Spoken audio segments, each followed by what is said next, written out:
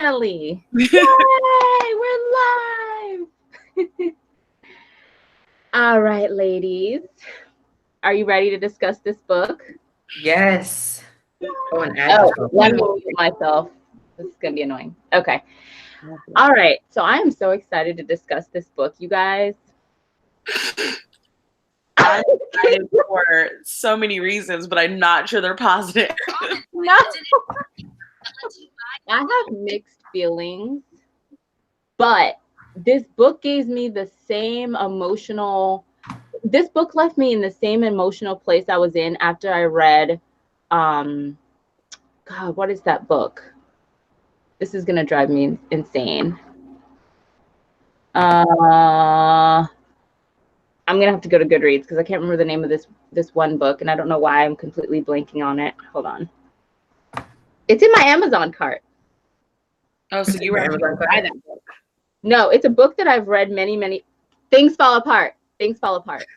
Oh my gosh, that's one of my favorite books. I've never read that book. Okay, so Things Fall Apart is by this famous Nigerian author called Chinua Achebe. He's not alive anymore, but this book left me in the same emotional place as I was in after I read. I mean, I enjoyed Things Fall Apart, I think, a lot more. I think it was a more fleshed out and more tightly woven novel. You know, it developed better and it was just better written. But this left me in that same emotional place of just like being slightly shell-shocked of like, what just happened? Yeah, but a lot of stuff happened and things fall apart. That's pages missing in this book. So when I would read it and then the next scene would happen, I would flip back like, It was definitely written really like... It was like little vignettes. Yeah. Like little tableaus. It reminded, I think this book would actually make an excellent stage play. Yeah, because of even the way that it's written as a way like you could write it in acts. There's definitely a lot more dialogue than anything else. Yes. That's why I enjoyed the audiobook so much, because I didn't feel like I was missing out on any type of exposition or anything, because it was so much dialogue and so much, it was so character driven. Yeah. Okay, where do we start? Let's have a structure for this talk. First, let's talk about the characters. Ooh, that's a great place to start. I didn't like any of them.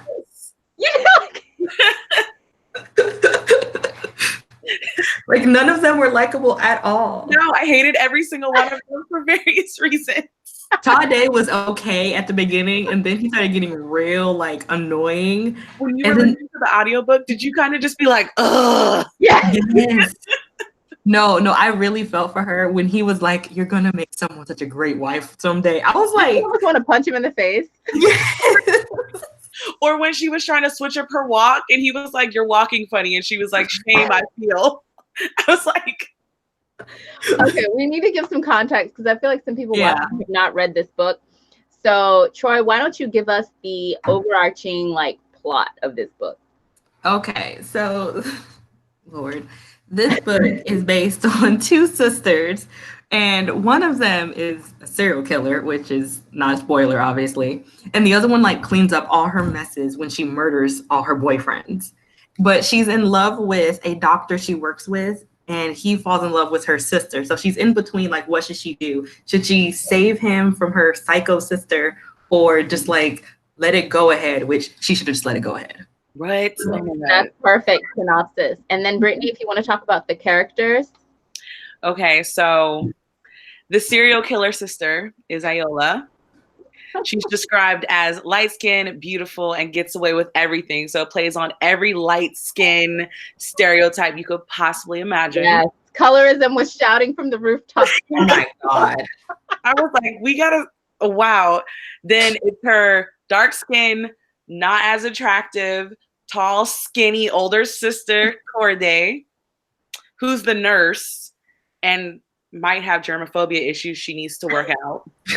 And then it's her mother, who we will touch on a whole different topic, and the doctor, Tade, who starts off in my good graces. Yes, in all of our good graces. Yeah. He fell out of it. Those are the four main characters, I think. Yes. Yeah. I think another really main character that wasn't there in physical form was the father. Yeah. Oh, yeah. I waited way too long to figure out what happened to him. I was like, y'all talk so like in like Around metaphors, yeah, around him. I was like, okay, what happened to him? And then when I finally found out, I was just like, oh my God. Right. A huge theme I felt was because I thought that it was gonna. I understood that the plot was about, you know, Corday always cleaning up. What's her name? Ayola. Messes with her killing all of her boyfriends and things like that. But an even huger thing to me was beauty.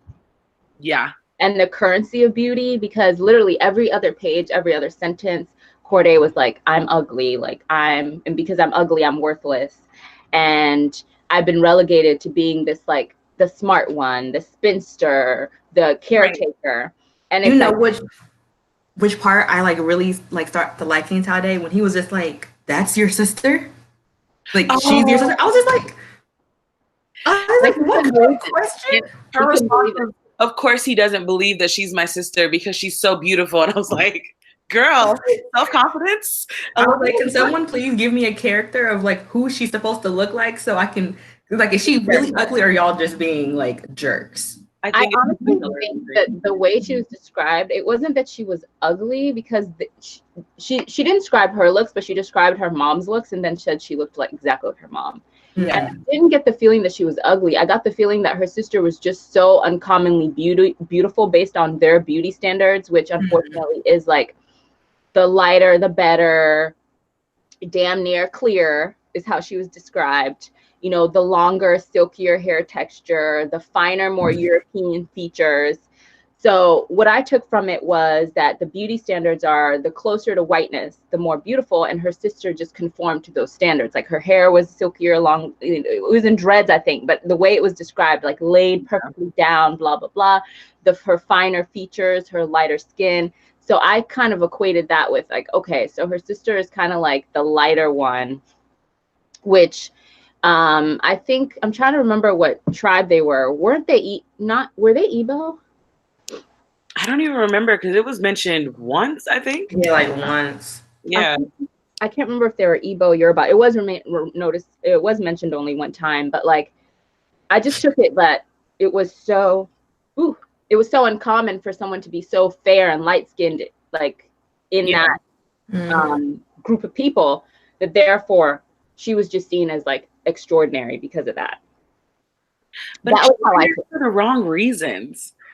It was like she could get away with murder just because she's a pretty face, and I was literally, it's like, come on, man.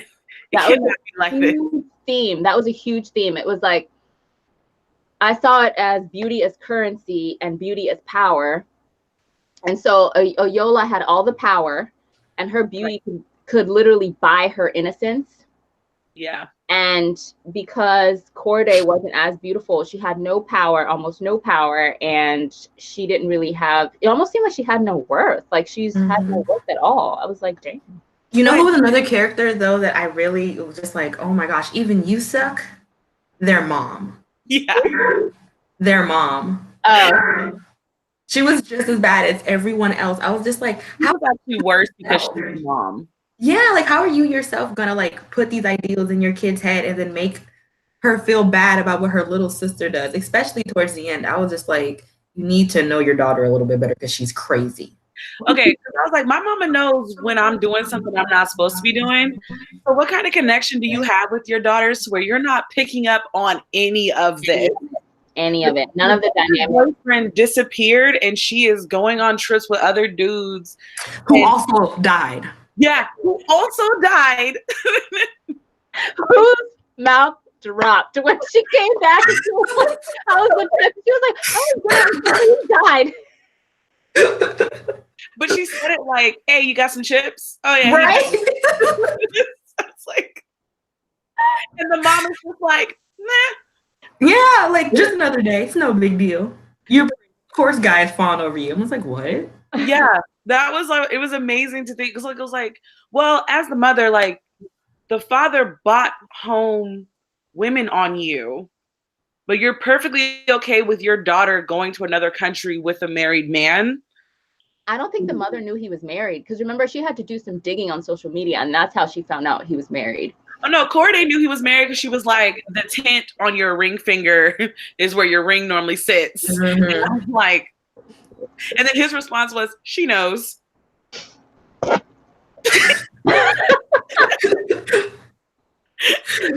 Also, did you think that her beauty, like they used the fact that she was beautiful to not call her a hoe?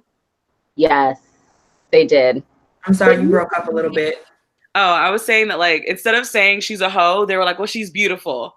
Because yeah. It out. It was like the time frame of these storylines was like, Timmy's still, he's still a fresh hashtag, and you going out on dates with this, like, not a fresh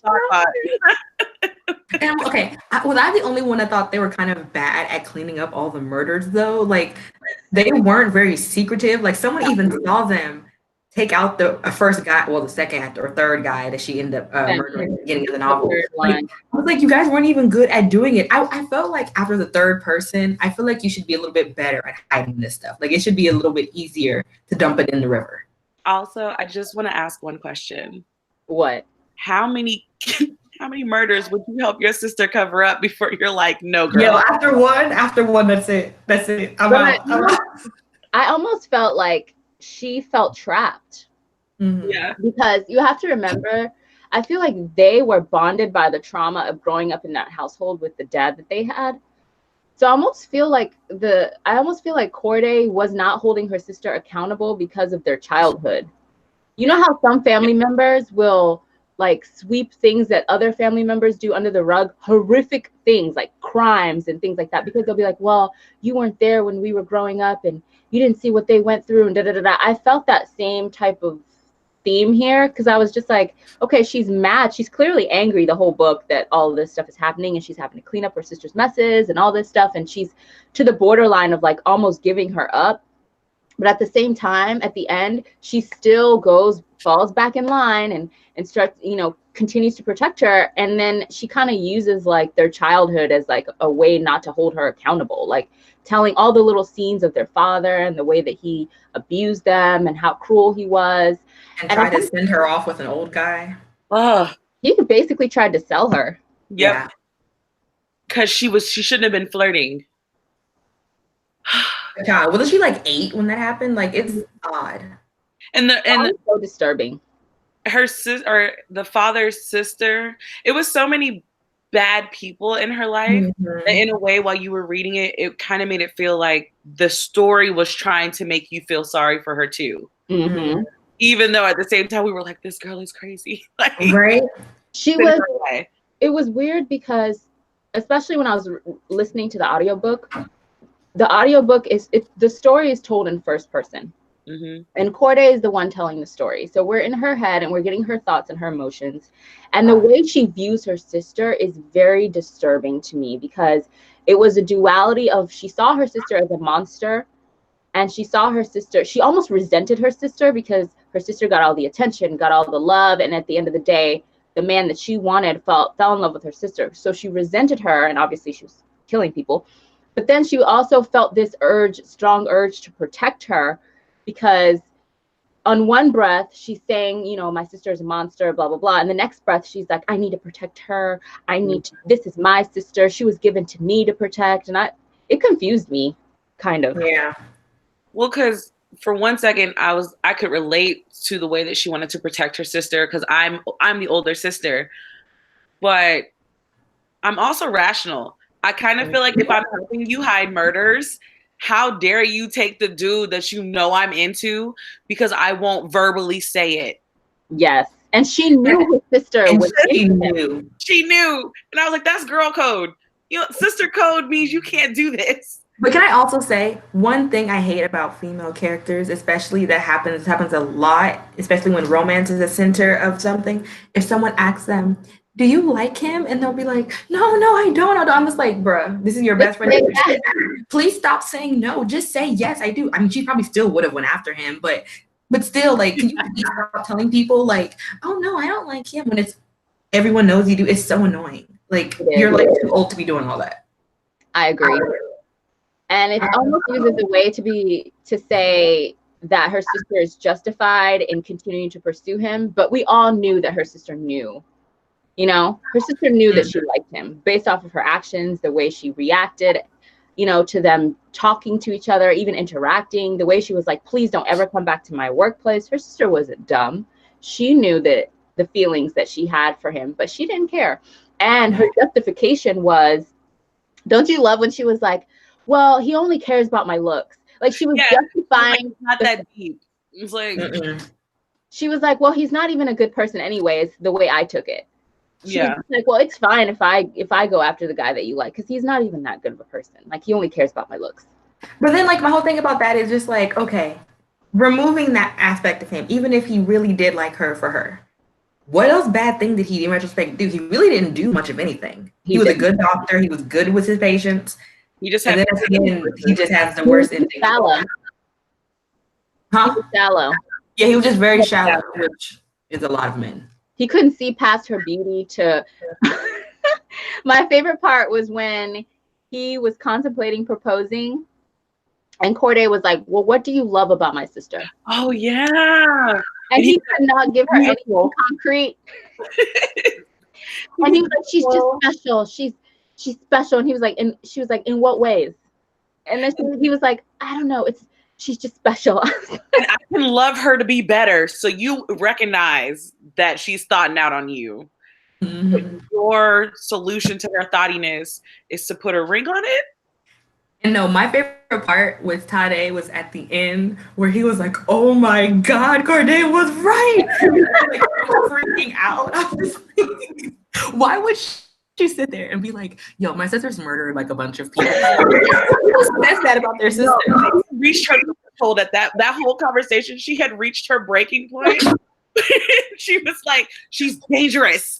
What do you think about that? Like, she is crazy. How does no one here think that it's odd that so many people she's around dies? They didn't connect the dots. They never connected it. And then he had the nerve to be like, oh, I think Corday's murdering all your boyfriends. I know. That was a low blow. But it showed me that her sister was a lot smarter than she let on, because when she described her sister, the stereotype of, like, you know, the light, pretty sister, but there's also the stereotype of the pretty sister is stupid and the ugly sister is smart and successful and has a career, and the pretty sister is stupid and boy crazy and hoish and stuff like that. But what broke that stereotype is every single time that Corday would try to warn Tade, was that his name? Tade, yeah. Tade, yeah. He would expose that her sister was 1 to 2 steps ahead of her, because she would be like, well, you know, she's not what she seems. And then Tade was like, she told me you would say this. Yeah. She says that you see her as a monster. And you need to be more supportive. All she wants is your approval. I would have cussed my sister out, left work, gone home, and just cussed my sister out. Like, I'm writing your murders, and you have the audacity to badmouth me in front of my coworkers. And look, I have 2 sisters. They already know I am not the one to call. If they murder somebody, I'm not. Don't call me. I'm not even in the same state as you. Like, if you murder somebody, you better call your best friend, because it ain't happening. Especially after this book. What? Little sisters ain't loyal. Oh no, absolutely. Especially my little sister. I hope she's watching right now. She's not. She's not loyal at all. I was so triggered from being an older sister, and then from seeing like just no love reciprocated. But I also have to remember she is a true blue sociopath. So the way that her emotions work, it fits the story. Because it's like, dang, yo, she just threw you under the bus. All the way under the bus. She was always a few steps ahead. She was covering her tracks. And not only that, she was a lot smarter than her sister gave her credit for, because she was smart enough to call her sister every time she killed someone. She was manipulating her sister and using her sister to clean up her messes and hiding behind her sister and not taking responsibility, all the while being well aware of her actions and not caring. Or like the phone call with Femi's mother, or when Femi's sister rolled up to the house, and how quickly she was sympathetic. And then the whole conversation with the sister when it was like, you think he's dead? Straight creepy. That is so creepy. That was that just showed how little emotion and compassion she showed in any of the situations that she was in. And for those that haven't read the book, Femi was the boyfriend the last or third boyfriend that she killed. That's how the novel actually opened, is she called Corday to the scene of the crime where she had killed Femi, and they then had to get rid of the body. And so Corday cleaned up the crime scene and got rid of the body for her. And y'all, let me tell you, when the police came and took her car where she had the body in, I have never felt so much rage for, like, I sympathized with her in that moment, because I know she was like, you know what? I help you clean up crime scenes and get rid of bodies, and they're taking my car and they're looking at me like I'm suspicious. Oh, let's not forget, she didn't want Corday to use her car to work after they took the car. It was like, her sister is strangle this girl. It was like, I've never read a book where I hated everyone. I hated everyone.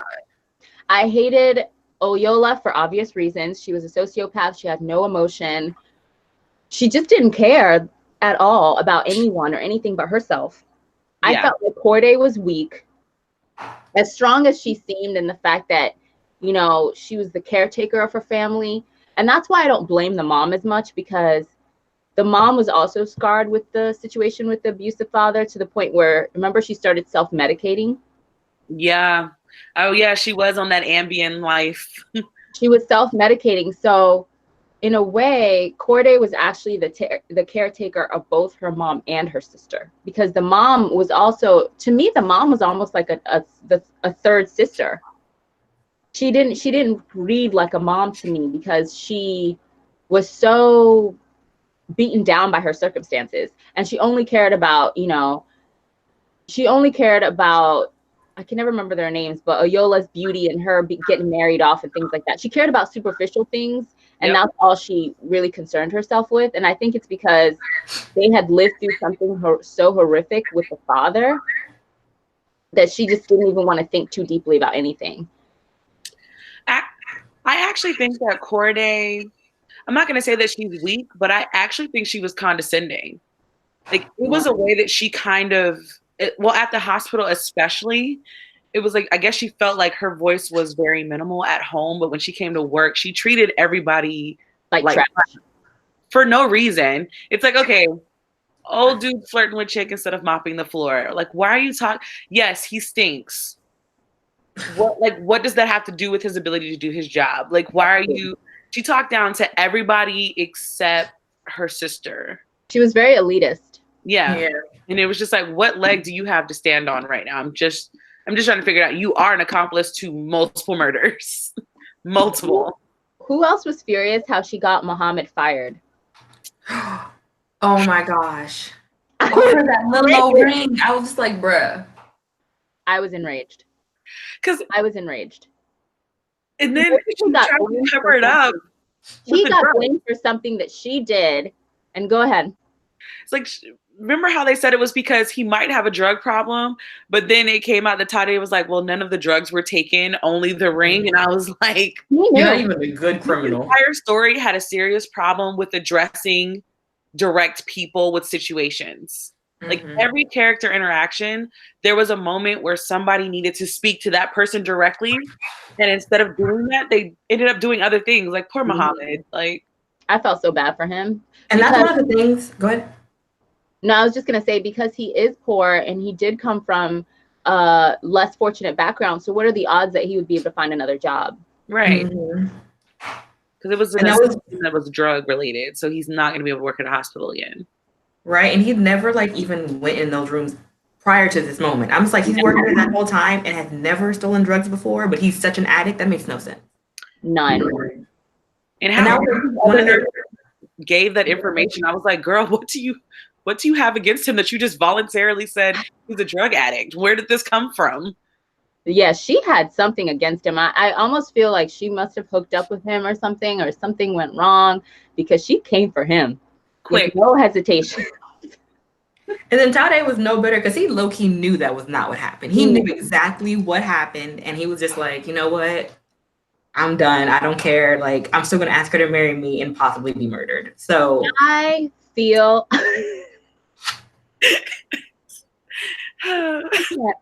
I feel like Tarde knew the whole time that Corday liked him. How could he not know? She's always coming way to too your obvious. office.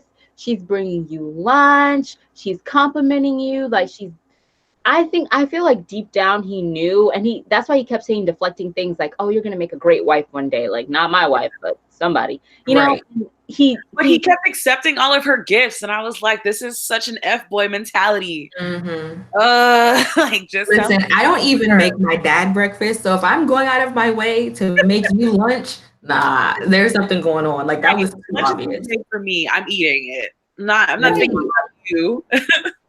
And then she took it as a compliment. Then when he said you'll make someone a good wife, I'm just like, girl, that is such a blow off. Oh my God. He friend zoned her with the quickness. Multiple times. Every interaction they had, she was friend zoned. She was. In her brain, she was like, I just love the way he sings, the way his voice lights up the room. Like, girl, he just sidelined you again. Every chance he got, it was just slug. I was just like, this is so not cool. And can we talk about the most shocking character that we haven't mentioned yet? Coma Guy, because I can't remember his name. Yeah, I can't think of someone called him Coma Guy in the comments. I don't know what his name is. I'm gonna find his name, but we're gonna call him Coma Guy until I find it. Did it start with an M or something? It starts with an M. Yeah. They kept calling him Crazy Eyes. Again, what type of hospital was this, man? This was General Hospital. Exactly. It was General Hospital. The drama. Oh my God. They were like, and everyone's intertwined. My favorite character was in a coma for most of the Actually, he was the only character I liked. I completely forgot about him. He was the only one I liked. He was the only nice character. He was way too nice if you ask me. What? He was way too nice. He was so nice. My question though is, what is the like science and the medical behind I that? always hear people say it's very unlikely that they'll actually know. Yeah, the brain is too complicated to try to simplify into one story. Okay, because that was confusing. I was just like, how realistic is it that he remembers everything that you said to him while he was in a coma? I think for the story, they made that miracle very convenient. It was a very convenient miracle because you can't go from having very little brain activity to all of a sudden being able to recall months of conversation with one person. It's like, it was a very obvious thing that was going to happen in the book too. I was like, oh, there's a guy in a coma that she's talking to. Oh, and telling he was going to report them. I'm not going to lie. I was hoping that he was going to be like, me too. She's killed 3 people and she knows it. Or at the very least, I thought at the end, I was just like, okay, well, you know what? If you just keep on going with helping your sister, but you got a love interest, someone actually likes you, okay. But when she threw the number, I was just like, what is happening in this book? Like, how is this about to end? She sabotages herself, though. Yeah, she does. It's like the moment she should have spoken up and told her sister that she liked Tarde, she didn't. The moment that she should have come clean about what her sister was doing, she didn't. The moment she should have told her mom, she didn't. Like all these moments, there are these pivotal moments that she should have stood up for herself and kind of claimed her life back. She never did. So it didn't surprise me that she destroyed the number. I was like, yeah. Every character lacked direct conflict resolution. Every single character. Except Ayola, because Ayola didn't see anything as a conflict. She didn't. She was living her best life, honey. She was living her best with her big old butcher knife. Okay, so what I was listening, because I was listening to a part of it on an audiobook where they're talking about her carrying the purse, and I was like, for her to inflict these kind of injuries, she is carrying around a massive knife in her purse. No one's seen this big ass knife. I'm like, these are big men. They keep saying she's like 5'2", and said these men are like 6'3" or something like that. I'm like, so for her to get that kind of leverage to actually kill somebody with this knife, it's got to be a decent knife. Yeah. Like she was packing, and then somehow her sister could never find the knife. I was like, no, girl, you're not looking. No. Never seen it. Who else thought though it was really eerie when we found out that it was their dad's knife? Oh my God! It was the only thing that he cared about. It was the only thing he really cared about, and how he like polished it and cared for it, and how he told these crazy stories about how he got it. And then how that was the one thing that she managed to acquire after his death. She made sure she got that knife.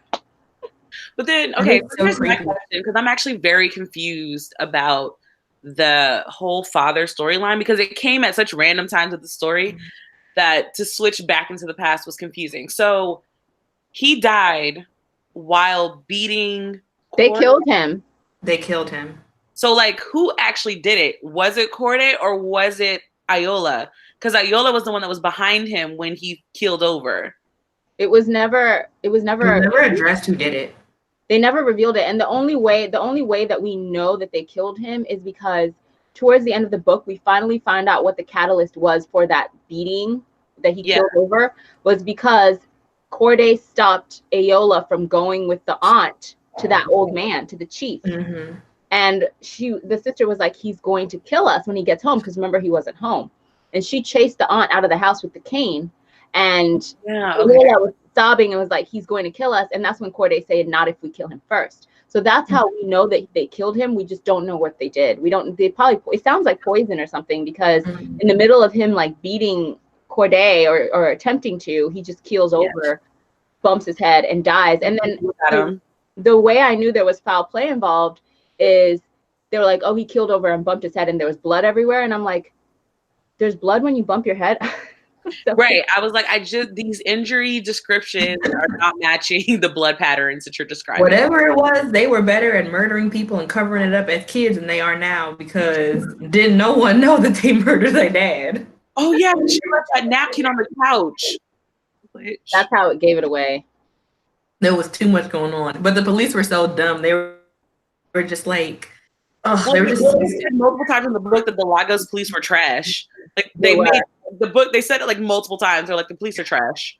Remember when that cop pulled her over, or not pulled her over, but came over to her when she was in like standstill traffic and tried to get her license and registration because she didn't have her seatbelt on, and because they had just gotten rid of the body, Femi's body, the night before, she didn't want to give him her license and registration, so she literally bribed him and gave him money to go away.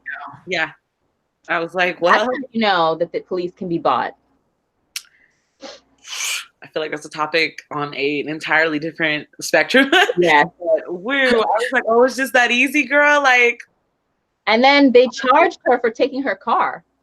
That's how it blew me. They're like, oh, we're going to take your car into custody because we need to look at it and blah, blah, blah. A week later, oh, we brought back your car. No, we didn't find anything, but here's your bill. Yeah. It was us driving the car. I was like, you're charging me my gas and my car. You're charging me after you basically gave me a warrant that says I have to give it to you? Right. Right. And she just I will say one thing I did enjoy, because I feel like I'm really hating on this book. One thing I did enjoy the audiobook. The audiobook made it just so much more sinister sounding. And so listening to it, I was just like, wow, this is so creepy, like, and campy type ghost story type feel to it. So I did like that. That's why I gave it 3.5. Well, I give it 4 on Goodreads if they don't give me half stars. But I would have given it 3.5 just because it did keep me on my feet and keep me wanting to read it. It's just the ending is completely wrong. I gave it a 3 because of the ending. Yeah. The ending, it was like so anticlimactic. Yeah.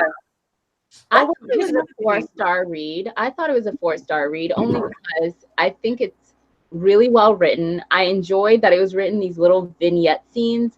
I liked that it wasn't just this one linear thread, and that we got peeks into the past and we got to know about their father, and we kind of got bits and pieces here and there.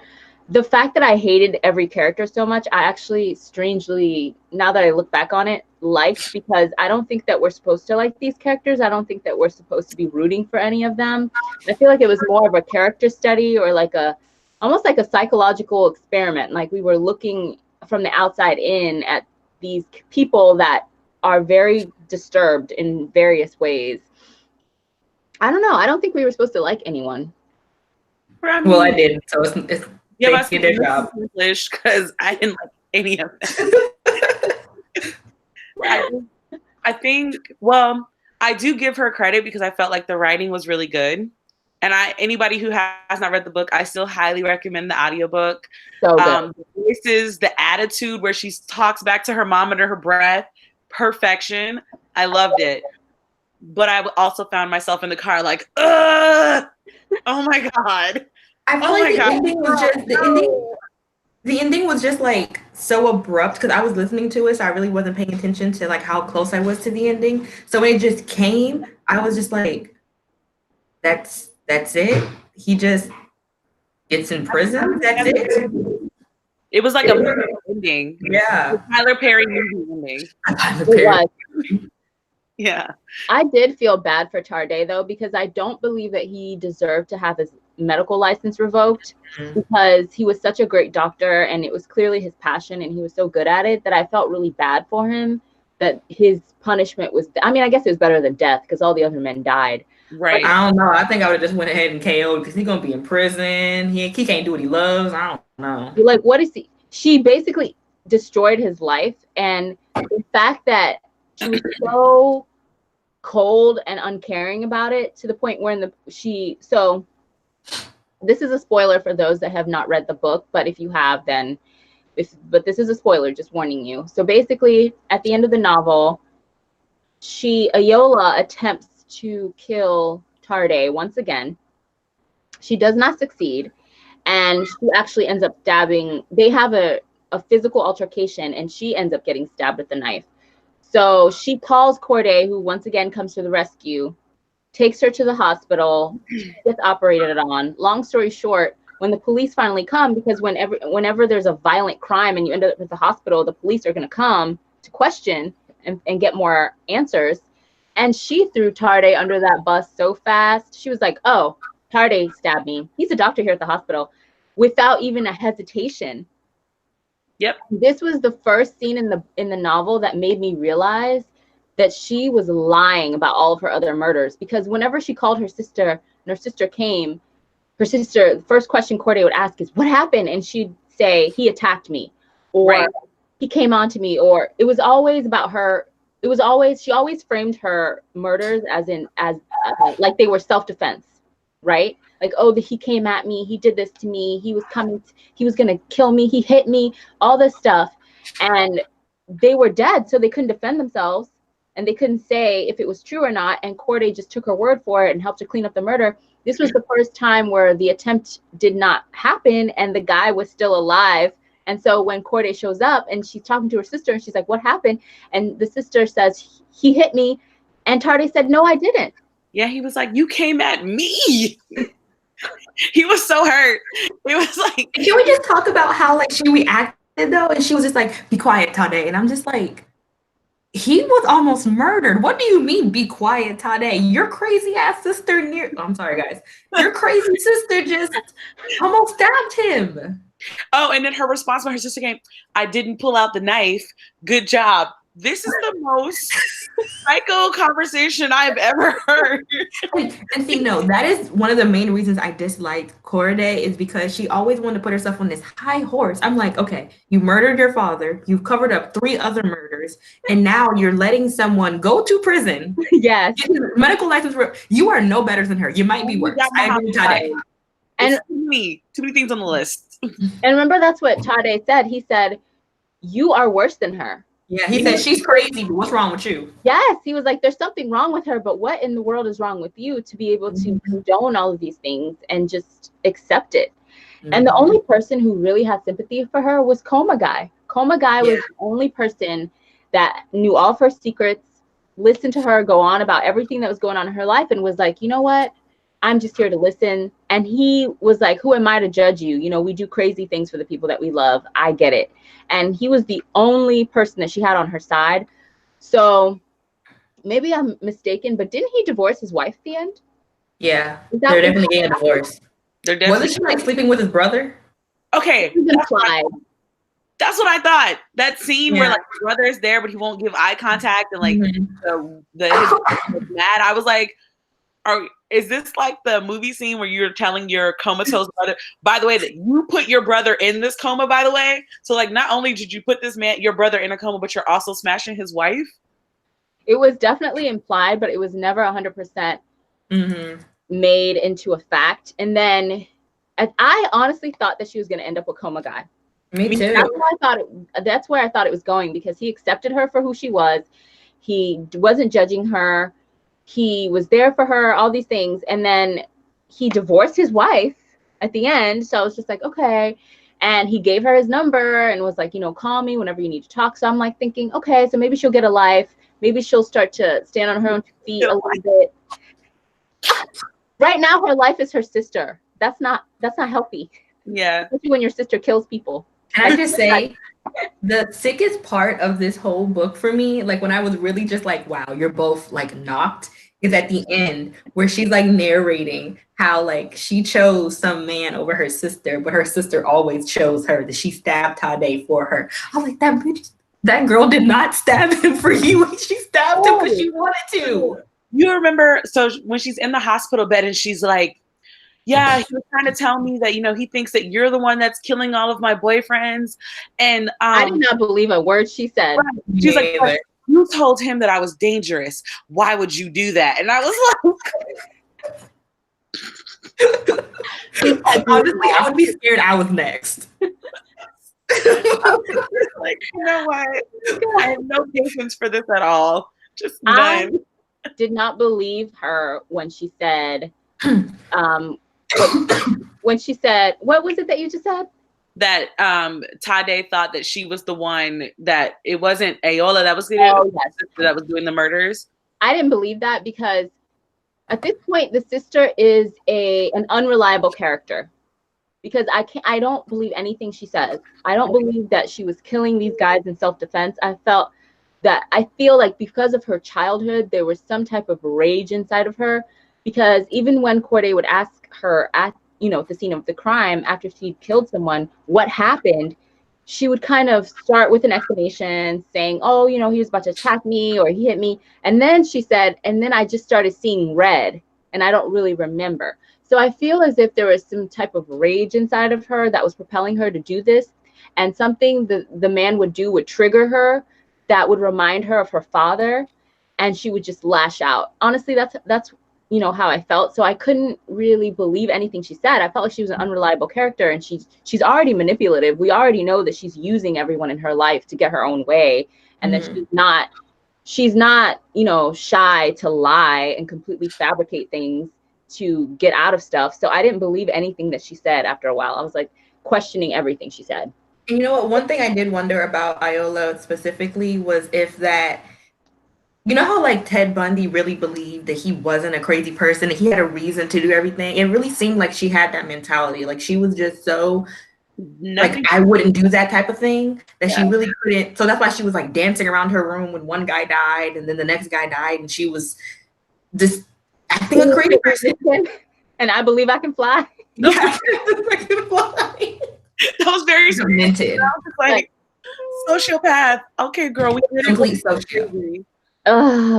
Very narcissistic. It was the perfect way to describe a narcissistic sociopath without outwardly saying that she's a narcissistic sociopath, because it got to a point where I could imagine her just straight face talking with no feeling at all, and then every single time she did show emotion, Corday specifically said she only cried because I did. Mm-hmm. Or like when she wanted to post Instagram pictures of her having fun. And Corday's like, Femi just died last weekend. Let's hold on. Right. It was like 2 days later. We're like, girl, hold on. Like, he was a fresh hashtag. Like, his sister is coming for you right now. Like, could you not give? Is become this larger than life character. It embodies the characteristics of the people that used to own it. And that to me was the first seed planted of the fact that she was going to continue to make excuses for her sister. Mm-hmm. Because who in their right mind would say, oh, it's not the person that killed them, you know, it's this inanimate object that did it. And you know, the object is the one that killed them, and the object has powers from all the people that used to own it before, and still has those ill intentions that those people had. And who's to say that those ill intentions can't take over you? I'm like, what? She's trying to possess. It was too much. She really tried to like play this whole we're abused. We had this really hard life. There's plenty of abused people in the world who don't go out murdering innocent people or watching someone die, as she said about the guy on the cruise. This is like the reverse Dexter. What? You remember that show Dexter where he would like kill serial killers? This is the reverse, basically. But he was still a serial killer, so it's two wrongs don't make it right. No. Right. It was just like. And the ending scene where, honestly, this would make an amazing stage play. Somebody needs to do the stage play. The ending scene where she basically, the house girl comes up to her room and says, there's a man here. And she walks downstairs to this tableau of her mother, Roses, her sister, and a fresh man, a fresh victim. Like, could you imagine? You could see this scene like play out in a play. Like, it's like in her room, fidgeting with the number, and then you see her burn it, and then her housemate comes in, and she's like, "I'll be there in a second." And then like you see her like walking down the stairs, and like the music starts slowly picking up, and then it's like, "Nice to meet you." Yeah. Oh, this is my new boyfriend. Nice to meet you. And then like everything goes black. Like that's exactly how they need to make this into a horror film or something. It would be so great as like a thriller. The thriller part of the story was good because every time once she got with Tade, I was like, oh God, when's she gonna kill him? When's she gonna do it? I kind of wanted her to kill him. Really? But only because like the ending was so anticlimactic. I was just like, oh, okay, well, he would have died. It would have been a little bit better. Just kind of like, oh, new guy, moving on. But it was just kind of like, okay, well, he went to jail. He's just it's like his fate was, in a weird way, his fate was worse than death because he basically got stripped of like everything. He got stripped of his medical license. He couldn't practice anymore. And now he doesn't have a way to make a living. And also that brings a lot of stigma to him. And it's like, he's always going to be disgraced now. He's like this disgraced ex-doctor. What is he going to do? Yeah. And also like, I don't know. The ending was so like, I think abrupt for me. Yeah, it was like all this built up stuff that I was just like, okay, when is she gonna kill him? When is she gonna kill him? Or at least when she's gonna try. But then it's like, I don't think it needed to be retribution in all books. Like, you know, they don't have to always come full circle. But if it was gonna end in this sinister, I'm gonna keep doing it note, then what did he live for? Like, I don't really understand what the point of him living was. I thought that pivotal scene where Oyola calls her and is like, I need you to come. And she's thinking and Corday is thinking that Oyola has killed Tade and runs to Tade's house. He opens the door and she's like, oh no. So now she's thinking that Oyola's dead. I honestly thought, well, I was hoping that Oyola was dead. Yep. I was hoping that she was going to kill her. I was hoping that she was going to be like, somebody has to take this girl out. She is a monster. I love her. She's my sister, but she's going to keep doing this. And I thought she was going to kill her. And then her and Tade were going to cover it up. And then they would go to the sunset together. Oh, Sheila, you need to hit up that author because you just did a fantastic ending. Like, girl, let me be one of your beta readers. Like, so the part where she runs into the room and her sister's on the floor, and she's like, I didn't pull out the knife. I want to pull out the knife. Moment. And watch her die. It's like she watched that dude die in Dubai. Good job. You know what? No. The dark-skinned, ugly sister was not going to be able to pull off a murder. She was not going to be able to murder her sister. You know, right. You're right. She couldn't have gotten away with it. I think the whole point of the ending was to show that no matter what, Corday will always take Ayola's side. And it's not even a family thing at this point. Like, she has convinced herself that the only way Ayola is going to thrive as a person is if she's always behind Ayola to clean up whatever foolishness Ayola decides that she wants to do at that time. You know what? If it was me, like, I'm not the one. If my sister would have texted me something like that and she did it again, I'd be like, LOL, you're funny, and then just moved on. Every time she would have sent me something, I'd be like, you crazy. Savage. Oh my goodness. And the fact that my thing was, I just feel like Oyola was definitely a genius because This is the third murder, and girl, you still don't have bleach in your car? You don't have any cleaning supplies to clean up your own messes because you know your sister is going to do it. You know all you have to do is call her and she's going to do it. And in a weird way, she would have taken the fall for the killings because the cops weren't going to believe that Ayola did it. They were eating out of the palm of her hand. But if something had been found in her sister's car, her sister would have gone down for her actions.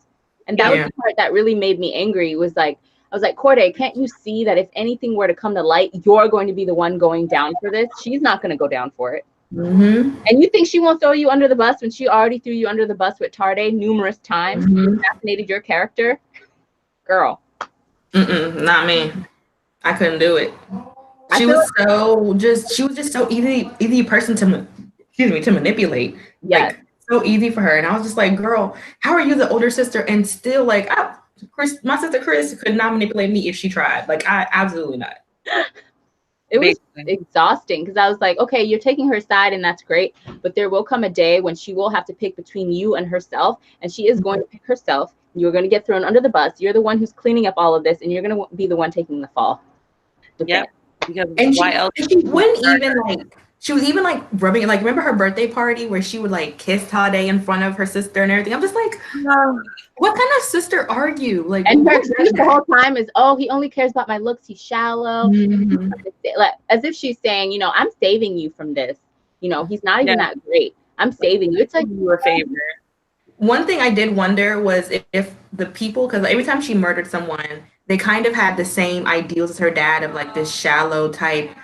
Oh, you're beautiful, so you're a flirt. You're beautiful, so you're a hoe. So I wondered if like a part of her was murdering people that reminded her of her dad. Like there were these shallow, big, dark-skinned dudes that just, you know, put fear into her because... Was it her dad or was it the chief that she was about to be sold to is always the question that I was asking. Yeah. At some point, whenever she felt like she was about to lose her power, that was when she was ready to strike, because it even said they were talking about the proposal and that's when she decided to strike. Yeah. Like, it was fine until that point where she had to make a decision to become his. And then that's when dude had to die. Or she could have just said no and left. Right. Or the food poisoning, which I'm sorry, was not food poisoning. I don't care what anybody No. But that's what I'm trying to tell you guys. She's an unreliable character, so I do not believe her. I don't believe anything she said. So when she told the cops, oh, he proposed to me, and I said no, and he got angry, I don't believe that at all. I'm sure that he did talk to her about marriage because she obviously knew he was going to propose. I don't know, guys. She's an unreliable character to me. I don't believe nothing she said. I don't believe that he got mad. I believe she got mad. I honestly believe that the descriptions that she's giving about these people were not their reactions, but her reactions. That's a good point. Yeah, because she's freaking crazy. Pretty crazy. She's going to twist things to make herself look like she's the one in the right and they're the ones in the wrong. But you know what? I give it to the author. This is a great book to discuss because there's so much you can delve into with this book. It was a really great book. Yeah, I give full credit. I believe that this 226-page book gave me a lot. Also, if you think I'm not going to buy the book just because the covers they're really beautiful, you're wrong, because I am going to buy it anyway. Me too. I'm not buying this one. Y'all know this is not my normal genre. Like, I only read this. This is not my genre. But I like thrillers type stuff, so I'm going to buy it. Yeah. I don't know. It was a fake thriller to me because nothing happened. Yeah, nothing happened. Except for killing the guys. Like, I honestly wanted her to die so badly that the fact that she did not die at the end really, really, really, really pissed me off. I was just like, come on, Corday. You know what I really wish would have been in the book, though? At least one chapter dedicated to getting in Ayola's head when she's trying to murder somebody. Just one chapter would have been fine. I really would have loved that. I would have liked a different perspective. Like, just throw it in and like, actually, it would have been a perfect time to see her perspective when her and Tade had their thing. Yeah, great. Because then you could see the whole story from all around. That would have been fantastic. I might have actually enjoyed that scene better.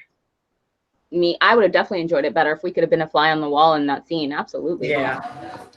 The part that really made me just shake my head was how much Corday was haunted by Femi's murder. Oh yeah, that was creepy. She was straight up haunted by that murder. Femi was appearing to her. She was reading his poetry blog. She was keeping up with his. I have to say, do you feel like she was torturing herself though with that? Because she did research on all Iola's boyfriends, and it was like, why? Yeah, that was weird.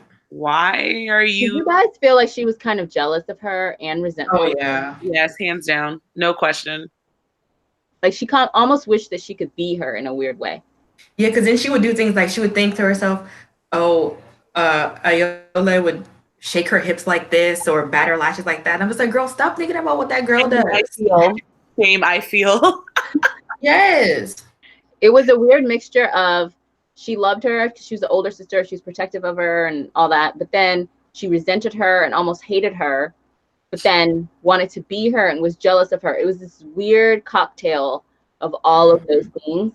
And I just thought it was sad that she's cleaning up these murders and Ayola could care less and is just going on her merry little way, dancing to Whitney Houston, I Want to Dance with Somebody, singing R. Kelly's, what's that song? I Believe I Can Fly. Living her best life, and she's being haunted by Femi, literally to the point where it was mentioned numerous times throughout the book how Femi was not appearing to her, but she could hear his voice, she could still see him, she was reading his poetry, she was keeping up with his commenting on his blogs, like these should be turned into archives. Yeah. Yes. Like, that's creepy. That notebook she kept, that she bought that notebook. Remember she said she bought a notebook so she could write down one good thing that happened to her a day. And then it turned into a record of all of the people that Ayola had killed. And she wrote them down. To commemorate them to, it was so together they are the ultimate serial killer. Like together they are the ultimate serial killer. Because she was the one who kept the trophies. Yes. Ayola was the one who executed them. Then Corday was the one that cleaned it. Ayola was the one to pick the victims. Like they are the perfect serial killer together. He's a serial killer as well. You're absolutely right. Because she's condoning it and she's making it possible. Yeah. Because she's cleaning up the messes and she's not saying anything. And she's, oh my God. I never thought about that. But that is absolutely right. Netflix. Someone needs to write a stage play of this. It needs to be on Broadway, and then someone needs to write a TV show. Yeah. If it was a movie, they would have to change that ending. Otherwise, they would have to add some things. They would have to change some things. They would have to make it better. Yeah. They need to get Jordan Peele on this. Yes. Right. Get Jordan Peele on it. Oh my goodness. So much to talk about. What? Yeah. I said, you know what? I don't want Jordan Peele to touch this. Why? He's very good at the social thriller kind of thing, but I can't imagine who he would cast to play Ayola and Corday. But I feel like it would be people that I really like. So like, and then they're ruined for you. Cast it in there, I'd be like, oh, you played Corday. I hate it. No, but they would have to change it. If it was going to be made into a movie, so much about this would have to change. Yeah. Yes. Because this level of frustration doesn't work well in a film. Yeah, that's very. Like, you don't want to leave the theater feeling like this. Like it's fine to leave a play feeling like this, or to read a book and really feel like this. But in a film, I don't think that most audiences, it would not go over well. I would be mad. I'm sorry. I was mad. Raging after the movie. Strong emotions at the ending. I was like, that was the most. That's why I was waiting for you guys to finish it. I was just like, bruh, I'm so angry. They need to finish this book already. It was very anticlimactic, but it was, I don't know. My thing is, if she wasn't going to kill her, then how else was it going to end? She certainly wasn't going to give her up to the police. Yeah. So the ending made sense to me because I was just like, well, if she wasn't going to kill her in that scene, because she made it a point to say, when she got stabbed, Ayola made it a point to say, I didn't pull out the knife. And then Corday went along and did not pull out the knife. I honestly thought that was the moment. I was waiting. I was like, oh my God, Corday's about to pull out this knife. Of a murder. I was like, Corday's going to pull out this knife. And her sister is going to bleed out in front of her, and she's going to watch her, and she's going to have this whole monologue soliloquy in her head about how much she loves her, but she's a monster, and somebody had to take her out. She needed to go.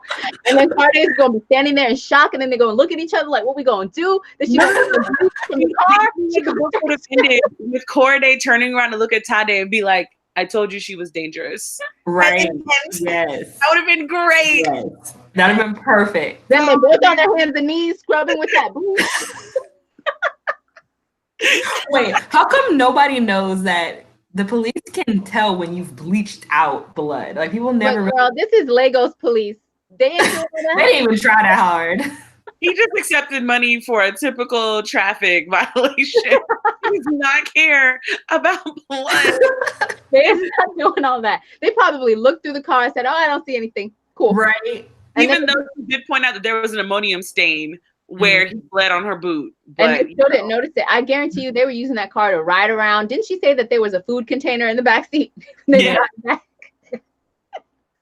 They were still in her car. Like, I were riding in that car. Pothole, like, don't worry, guys. The police are trash. They will never actually find this out. So this story is totally possible because they're trash. It was multiple times. It was just like in the beginning scene where she was explaining how they got rid of the body and how they wrapped him up in sheets and basically like carried him out into her car. The whole time I'm thinking, okay, so this dude lives in an apartment building and you're telling me nobody witnessed 2 women cleaning out a mummified corpse? this bed sheet shaped like a corpse. Yeah. No one. They got this dude in the elevator outside and into her car, and no one saw them. And nobody saw her on like that bridge, like hoisting his body into the water and dumping him over. Like, come on now. He's doing to others. That's how you can tell they don't do real police work, because they didn't drain. Usually when people go missing, they like drain any of the not drain, but they do like water searches and nearby lakes and rivers and things like that. And I was like, see, that's how you know their police department wasn't trying to do all that, and they don't have the resources to do all that, because they should have found a couple bodies. 3 to be exact. Oh my goodness. Oh, so much in this book.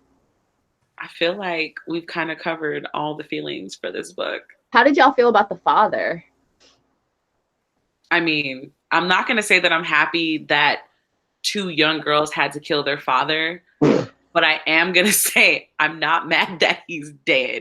And I kind of wish his sister was dead too, because her response, oh, well, you're menstruating now, so like, you'll be fine with this old, dirty, dusty man. Like, I wasn't shocked at the father's behavior, because unfortunately that is a lot of men in patriarchal societies like that, like our own. But I was really angry at his twin sister for condoning it, because she is a woman as well. Right. And these are her nieces and she's supposed to protect them. And the fact that she was willing to throw her 14-year-old baby niece basically into a pedophile, I mean, that's what he is a pedophile's hands, really, really disturbed me. And the fact that she was trying to bribe her, because she's 14, so she has the mind of a child, and she didn't understand the sexual implications that were going, that were involved in that situation. And she wasn't going to enlighten her to them. And she was just saying, he'll buy you whatever you want. You want a phone, you want this. And the fact that she was trying to lure her, it just reminds me of women who lure other women into sex trafficking. Yep. And it's like, these are your sisters, you're a fellow woman, like, how dare you? But they're the number one, like, lures of other women into these types of horrific situations. And it just angered me to no end that she was even willing to do that. And then she thinks that it's okay to come back into their lives. Remember that scene where she came to visit and she's like, oh, your father's been gone for 10 years. We need to have a party. And she's sitting there in their home knowing good and well that they despise her and they hate her. They literally hate her guts. And but her mother loves to save peace, so she knows that she can get away with it, because they have to keep this persona that everything was awesome. Mm-hmm. It's just, she aggravated me. That's why I said her and her brother both could have died that day, and I'd have just been like, 2 less horrible human beings for hurt kids. Have you guys ever read the book Purple Hibiscus by Chimamanda Ngozi Adichie? The father in this book literally was the exact father in Purple Hibiscus, down to like the way he died. Spoiler alert. Gosh, I forgot about that. And they killed the father in that book. Mm-hmm. And they killed the father in this book. That's all I was thinking about the whole time. I was like, ooh, Purple Hibiscus flashbacks. Yeah, I forgot about that. Maybe You should that's read why I that was book, Troy. not worried about it. Huh? You should read it. It's really good. All of Okay, her I'll do books are really good. But yeah, I mean, anything else, guys? The painting. I didn't really get the whole painting thing. It was like, okay, is this a representation of what she wished her life was like? Or is this the representation of the persona that they put on about how their lives were? I think it's both. It was just like, okay, girl, you like the painting, we got it. The part about the dog was really sad. Yeah, that. The face. There were so many parts of this story where it was like, I didn't like them, but I felt bad for what they had to go through. Mm-hmm. You know, so anytime she talked about like their past, I was just like, y'all really just needed hugs all around. Y'all just needed to be loved. And there was nobody to love you. Mom was doped out on drugs because she wasn't getting love either. Like all of y'all just needed love and therapy. Lots and lots of therapy. But can we talk about how he had the nerve, their dad had the nerve to actually bring some chick into their house? Yo, how the chick said, my boyfriend will not let any woman put his hands on me. To his wife. No. I would have sent the kids to my mama's house and then everything would have happened. I was like, you know, I don't know what it was like to be the mother, honestly, but I can imagine being in my house and my husband roll in with some other woman and then some young woman audacity to refer to him as her boyfriend in my presence and everybody still be alive after that situation. Because you want to talk about going red? Like, my husband, her boyfriend, and told me to take my hands off her, and I woke up. They were both on the ground. You went straight Ayola on her. You saw red and that was it. He got strangled. Like he was castrated. You know. And the only response was to just go take Ambien while he took her. Yes. To your marital bed. Okay, so say for example, you know, he overpowered her and he took her into the room. I would have then taken a match, walked in the room, and just set the bed on fire. I was like, Have you ever seen that? Have y'all watched Why'd I Get Married? Yes. Yes. Coming in? Yeah. Wait, just like that. I don't remember that movie. I watched it way too long ago. I haven't seen it in a long time either. Let's think about That's that. how I imagine I would be like Angela. What happened? Remind me. Well, basically, Angela knew that her husband was cheating on her. So she wouldn't have sex with a dude that she knew had an STD. Yes. Yeah, She was like, boom. did you get it from? And he was like, yeah. She's like, nope, you got it from me. Yes. Boom. I was like, I remember that. I'm just saying, like, that's the level. The level of crazy that I probably would, because you're not only doing that, but you're doing that in front of my babies. Yeah. So, like, I feel like as the mother, I can't let my daughters see me just give up so quickly. And see all that disrespect and think that's okay. Yeah. Right. And just go pop a pill and leave my babies to be subjected to whatever he's going to do when he's done with her. So, and then he had the audacity at the breakfast table the next day to be complimenting her cooking and being like, this breakfast is great, wife. I would have been like, oh, it's poisoned, husband. Enjoy it. like, oh, are you enjoying your tea? Him sip that poison. Waited for him to tip over and been like, was she good? I don't know. That part made me so mad, just from the standpoint of, you know, just they lacked so many people to care about them, but the women failed them the most. Yes. Yeah. The level of dysfunction and the fact that Corday did kind of pretty much say that her sister was exactly like her dad was really eerie. I was just like, yeah, creepy. Yep. So they were both sociopaths. Wonderful. Yep. The conclusion, they're both sociopaths. Oh, you have the sociopath and you have the sociopath enabler / helper. who cleans with ammonium and then bleach. Yeah, she was not messing around. She's like, we getting rid of all these blood stains today. Oh.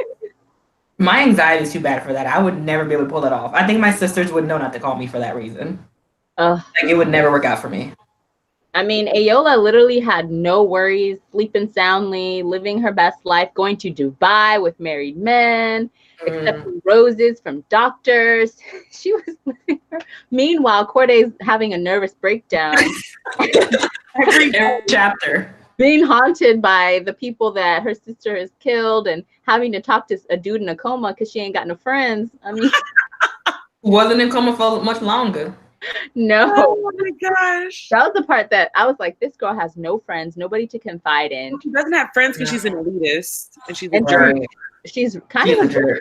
She could have been friends with those Not nurses. even kinda. Yeah, she could have been friends with the other nurses, but instead she was like high and mighty. I didn't feel sorry for her only being able to talk to a coma dude at all. Coma dude? What you get? You did this to yourself. Like, and she was so woe is me too. Like, I mean, at the end of it, you had a guy who liked you, who you liked too, and you still just, why couldn't you date him and just to protect your sister? Right. I didn't understand that. You could be living your best life. Hopefully you weren't the one that was gonna murder somebody next. Right. Now that would have been a twist of fate. That would have been a funny ending. Actually, that would have been a great ending too. I was expecting her to Viola, like, I did it. I thought she was gonna snap and kill someone. I really did. I was waiting. That would have been a much better ending. So much was building up inside of her to the point where, when she got to the point where she actually destroyed Tarday's office and destroyed the ring, and then took the ring, and then let Muhammad take the fall for it, I was like, oh, she's about to snap. Yeah. She about to lose it. That would have been a great ending. If she just would have snapped, I don't care who she would have killed, the sister, Tade, it would have just been a better ending. You're like, kill someone. God. Kill somebody. Everybody gonna die. Oh, goodness. Yeah. I need a second book then. Like, please tell me, just wrap it up. I don't want a second book because she went back to the same old. She had an opportunity to branch out, to live her own life, to get with what's-his-face, coma guy, and she didn't take it. Instead, she's choosing her sister. Oh, I'm going to choose my sister because at the end of the day, she has me forever and I have her back. And I was just like, oh. She always chooses me. Girl, to the day she doesn't. Right. The next guy that she doesn't successfully murder. Right. Who in their right mind would choose to stay in that situation? How dare you complain to us for 200 pages about the situation, and then when an opportunity comes for you to leave the situation, you don't. That was the real problem with the whole. I don't want to see you whined for 200 pages and did nothing about it. Did nothing. That was the part that. At the very least, if she would have become a serial killer too, then you did something. You just like, you know what? Hey, can't beat him, join him. Do nothing. Oh my God. Oh. That was the part that really got me. I was like, wow, so you're going to stay in this situation? Okay. Don't complain the next time she kills what's-his-face is downstairs right now. Right. When she calls you talking about some Corday. Can you I don't even think she's done. Yeah. Yeah. She probably won't even be crying next time. She'll just be like, just bring the bleach. Bring the bleach. I'll send you my location. No, she's gonna be like, I already got the bleach in your car. I bought it at Home Depot yesterday. So just bring it on. Bring the wires, the rope, all that. Did you guys catch the part about how the knife was missing? Yes, after the surgery. Yes, because apparently they logged the knife into the hospital and like this special place where they keep things like that. And the police were like, well, the knife is missing. I was like, who took it? That part was never answered. That knife is probably possessed. We already know who took it. She reclaimed her knife. No, it was Corday who took that knife. Yeah, she took it. It was Corday. There's no doubt in my mind that it was Corday, because Corday is actually more meticulous in the cover-ups than Ayla is. I agree. So no doubt. I doubt none of it. I agree. Okay. So I just looked at the poll for this month. Oh yeah, our poll for our February. I wanted to see like what the final number was. What was it? We know. Oh, of course. OhSheReads picks all the dubs all the time.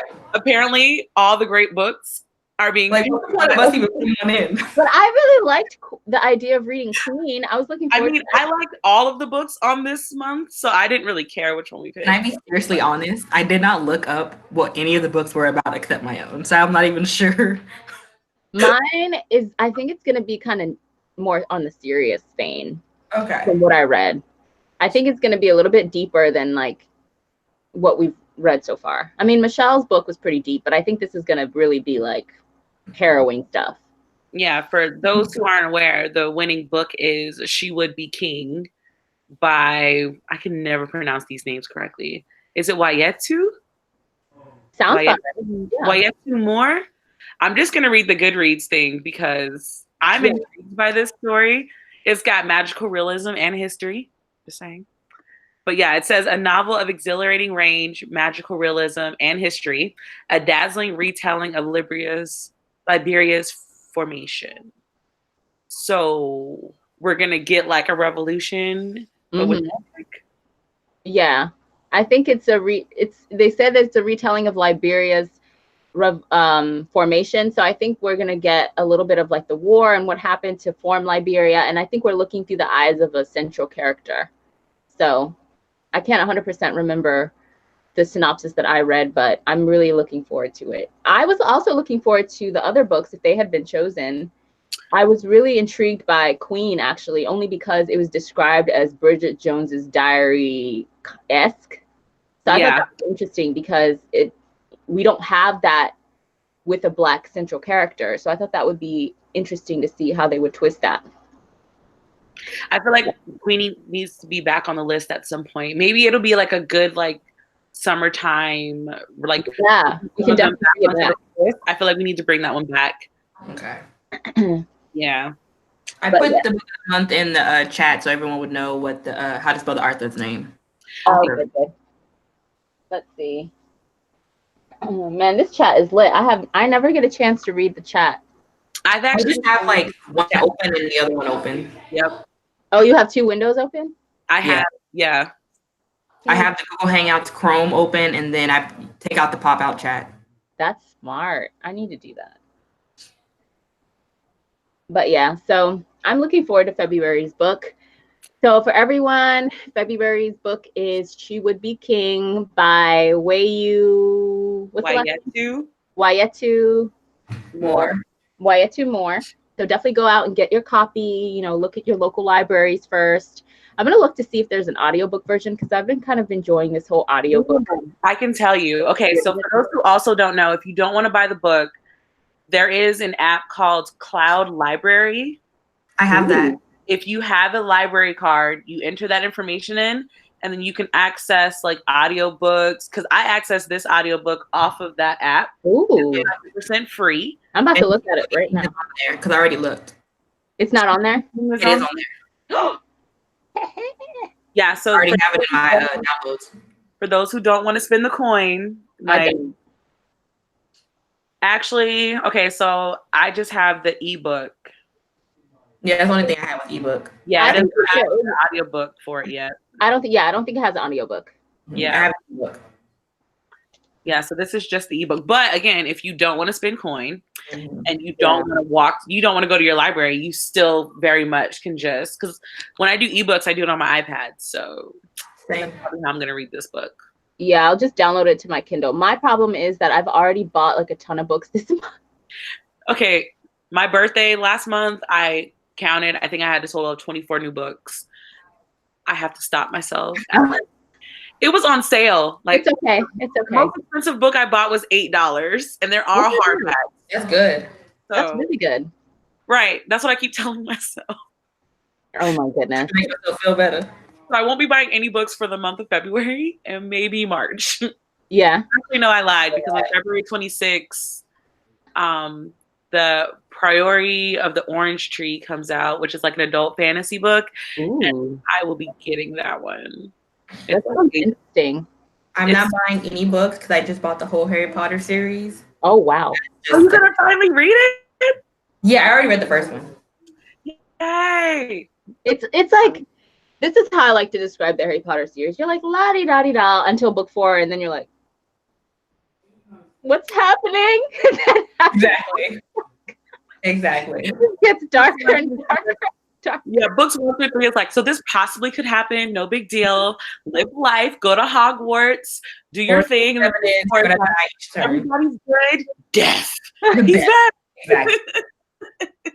Literally how it goes. I'm so excited for you, though. Thank you. I'm not surprised I like it because I love the series. So it's just like getting a little bit more information than movies. Oh my gosh, there's so much more in the books than in the movies, but I think the movies actually did a really good job. Wow. I'm on the library right now. I'm so hyped. Yeah, I forgot. And then another app that's also good, but it's not as good as Cloud Library, is Hoopla. So you can get like audiobooks and stuff from there too. I know all the free apps, guys. Just Ooh, they have all these different libraries on here. Yep, you just pick the one that applies to your county and you're good. None of these really apply to me. Well, like whichever library, like wherever your closest library is, that's the one that I picked for mine. Okay. Yeah, like my library is in Montgomery County of Maryland. Maryland, but it is. So then I went under that Montgomery County and it showed me all the libraries in Montgomery County. Yeah, and then they ask you for your library card information. Oh, okay. Yeah. I'm excited. I've started reading. Let's talk about what we're currently reading. Okay. Besides this. This that just happened. I'm currently reading the 3 Dark Crowns series. Oh, that's one of my favorite fantasy book series. Okay, question. I don't know if I like it. Like I'm about 50 pages into the first book, and I'm just kind of like. Well, I know why. I know why you think you might not like it, because it is slow. Okay. The first book of the series is extremely slow and extremely descriptive of the world itself, not the characters. So it picks up. You start to learn things about them. Like, give it. I always tell people, because I think it's a 4-book series with 2 novellas. Give it a chance. The first book is super slow. Okay, because I got all 3 books from the library, and the first book, I'm just like, I'm not sure. And then I don't do well with books where I don't really know right away who I'm rooting for, or if I should be rooting for anyone. It gets confusing for me, because then I'm just like, what's going on here? Right. No, I will always say, like I tell everybody, just give it it's a slow build, but it gets there. Okay. But that's what I'm currently reading. And then I'm currently reading some other books too. I'm reading The Gilded Wolves. Is it as good as the hype? Girl, it is loud. Is that Troy? Is that you? What? All that noise? I'm sorry, my roommate has her boyfriend over and they're loud. Oh, okay. I was like, it's not me making those noises up. I was about to be like, your dorm building is real loud. I'm glad it's in your dorm and not the hallway. Oh my God, that'd be horrible. But I don't know what page I'm on, because I was listening to it via audiobook when I was driving back from Austin, but I feel like I'm gonna have a lot of thoughts, because people kept describing the way that it's described versus the way that the book is unraveling is just kind of like it's not matching up. Right. And then I'm reading Circle of Shadows, and the only reason that I'm reading it is because the main character's name is Sora, and we all know I just finished Kingdom Hearts 3. Yeah. So that's basically the only reason why. That's funny. Yeah. Oh, and I'm reading Black Enough. There we go. I'm reading 3 books.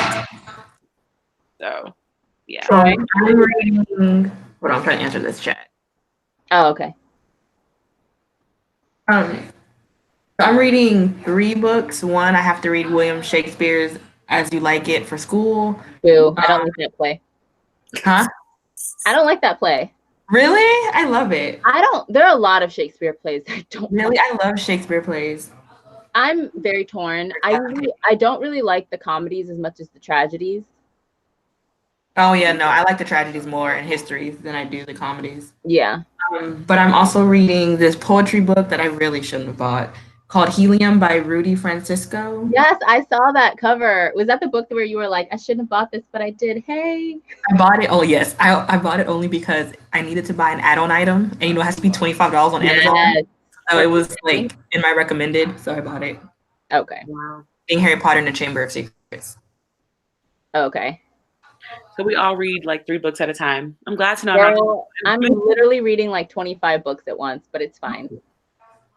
It's Bless you. Fine. Because I'm a mood reader. So it's like I'll be reading something and then I'll lose interest and then I'll hop to something else and then I'll lose interest and I'll go back, just hopping all over the place. I've been trying to read like a bunch of Black authors this month, but it's not going good for me because I DNF'd calling my name by, I can't think of her first name, but her last name's Tamani. And I couldn't get through it. The girl was from Houston and I thought I'd really like it, but I thought of some more romance writers for you, Troy, because you were talking about how you don't read enough romances with 2 Black characters. I don't. So I found one author I think you would really like, and her name is Alexandra Warren. Well, I didn't find her. I've known about her for a while, but she writes really good romances with two black characters. And she has like a whole bunch of novellas out. So sometimes it's nice to read a novella because sometimes you don't want to read about a love story for like a whole book. Yeah. And that can get boring. She has a lot of novellas out. And then another, the best book I actually read this month so far is a book that was on my TBR because I'm doing the Blackathon readathon. Oh yeah. And one of the books on my TBR for that is called Wonder by this author. Her name is Christina C. Jones, and she's one of my favorite contemporary authors. Really? Yes, and she writes a lot of romance, but it's very realistic. It's not fluffy. It's not like la-di-da. It's very real, and it's always 2 black characters, which I have to look at that. Oh, okay. I lied. There's one more book I am reading right now because I went back to it, which is A Princess in Theory. Ooh. Everybody kept talking about that book. It's very boring in the beginning. Is it? Yeah, I couldn't get into it at first. It's Alyssa Cole. It was boring in the beginning, so I put it down for like a month. But then I saw this like excerpt on Twitter, and I was like, "Oh shit, that happens in this book. Okay, I'll go back to it." But somebody said it was like Coming to America. It's not that funny, but kinda, I guess. It's not that funny. They're making a sequel. Mm-hmm. I saw that. I don't know how I feel about that. Read that book, but it's not that interesting now. Really? No, because we all know I'm a heavy fantasy. I know you're all into the fantasy. I just like escaping. Like I don't know. Real world things suck, so I like escaping. So you don't understand how many fantasy books I have not read. Like every time I'm on BookTube and people are talking about new fantasy, I'm just like, girl, I'm trying to read this fantasy book from 6 years ago. I can't. I'm not up on the hype. I can't. Well, I jump back and forth, so it'll be like a book that came out in like 1992, and then I'll go and read a book that came out 2 weeks ago. So it really it depends on my mood for what level of escapism I want. Because wait, what book series is about to get just got confirmed for like a Netflix series? Is it The Court of Thorns and Roses? What was it? Court of Thorns and Roses, maybe. I mean, I know it's one of those. It's from that world. I'm not looking forward to that. I didn't read the books, and everyone's talking about it, and I'm just like, well, should I read the books? I'm gonna read the books and probably do a vlog about it to do my first impressions, because I don't know how I feel about it. Because it's one of those things everybody loves it. Never read it. You know what it is? I'm still trying to get to the Lunar Chronicles. I feel like the Court of Thorns and Roses series reminds me, because I grew up reading a lot of Harlequin romance novels, and those old school romance novels with like the guy on the cover with like those type of over exaggerated stories. Mm-hmm. I grew up reading those, so maybe that's why I like them so much, because I honestly feel like people are asking for too much for those from that series. They always are. People are wanting some deep story, and I'm just like, no. That's always what gets me about people who really read like YA contemporary novels. I'm just like, they're in high school. How deep is this gonna go? Like, what do you think is really gonna happen? Like, I don't understand. Like, they really be trying to it amazes me how many reviews I watch of them, or to be like, they'll like review a Colleen Hoover book, and I'm just like, Colleen Hoover writes the same books like 8 times in a row. Why are you so shocked at what it sounds like? Colleen Hoover and I have a very complicated relationship. I feel that she writes really trashy, and not trashy as in like, I mean trashy in the fact that she writes relationships that should not be idolized. And she writes them as they should. I would like her a whole lot better if she like took down Maybe Someday, or Someday Maybe, where the book is called, where the main character is deaf, if it was removed from shelves forever. I hate that book. I mean, that is the worst book I've ever read in my life. She just writes male characters that are so disheartening to read, and relationships that are so, I'm just like, why? Because her girls that have no backbone. Her audience is so impressionable, and that's why it disturbs me so much. Like, I'm a grown adult, but I'm not her target audience. Her target audience are little girls that are between the ages of like 12 and maybe 17, and so that's why it's so disturbing to me, because I'm just like, no. I think I would be like less like critical about her if her target audience. Huh? Brittany's like, oh my. I think I'd be less critical if her target audience wasn't so young. So like if she was like writing books for people in their 30s or something, then I'd be like, okay, because nobody's gonna go be like, oh well, you know, in this book she's getting abused, so I should be abused. Like no one's gonna do that at 30. But like at 16, like it's like you can really fall for that whole bad boy-esque. Oh yes, it's terrible. But that's, you know, I'm really looking like, please don't get me started, y'all. I know. But I'll write my own book on that topic. It's okay. But I think you should read the Sarah J. Maas books. I liked them. I found them to be enjoyable. I still haven't finished what was her original series?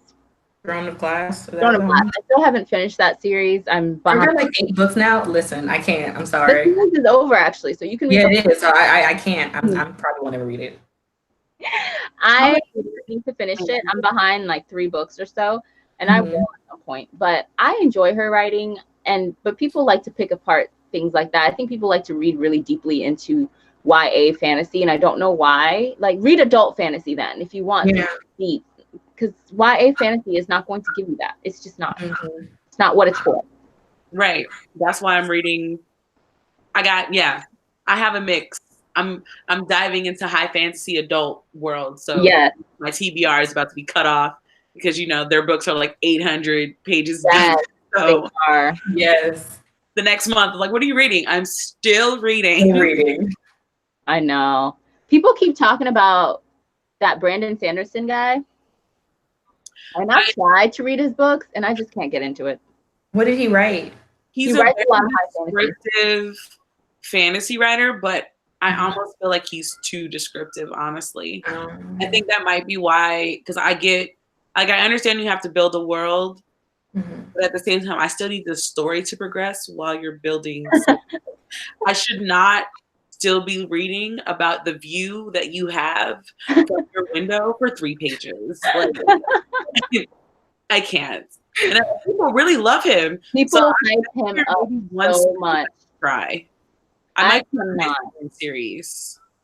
I might try the Mistborn series that he did. That's the series that I tried to read 5 different times. I own the entire series and I still can't get into it, and I will probably be forced to unhaul it at some point.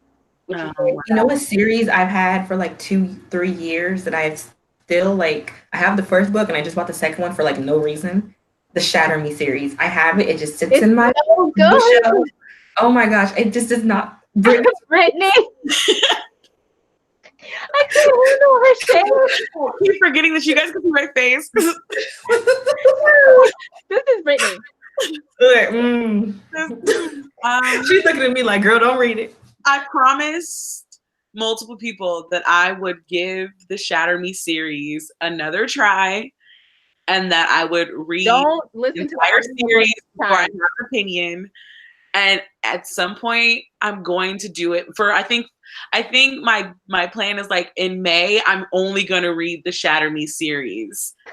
Like, I think that's what I'm going to do, because there's no way I'm going to be able to read one of those books and come back to it later. I'm just going to have to just like a wisdom tooth. Power through it. Pull it out. Do your own little readathon. I accidentally listened to it via audiobook and no one told me not to. So was it bad?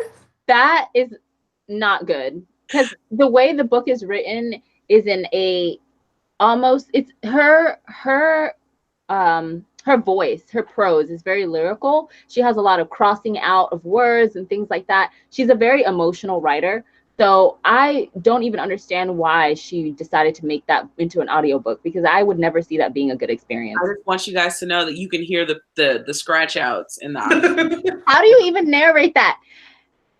This is how it'll go. My sister, the serial killer. Not a serial killer. And I was just, because I was at my desk, because I listened to the audiobooks at work. So I was listening, I was like, what's wrong with the audiobook? Like, why does it keep making? I've never seen the book, so I had no idea that those were scratch outs. So for a good portion, I was like, this is the best audiobook I've ever heard. Like, the audio was all backed up. And then somebody said, like, no, it's the scratch outs. Who puts the scratch outs in the audiobook? Oh my gosh. I didn't finish the book because I That's thought so odd. That's a terrible idea. Because I don't feel like if I was reading it, I would like read serial killer and go myself. Like I would just be like, oh, it's crossed out. What is he supposed to say? Scratched out underneath the scratch.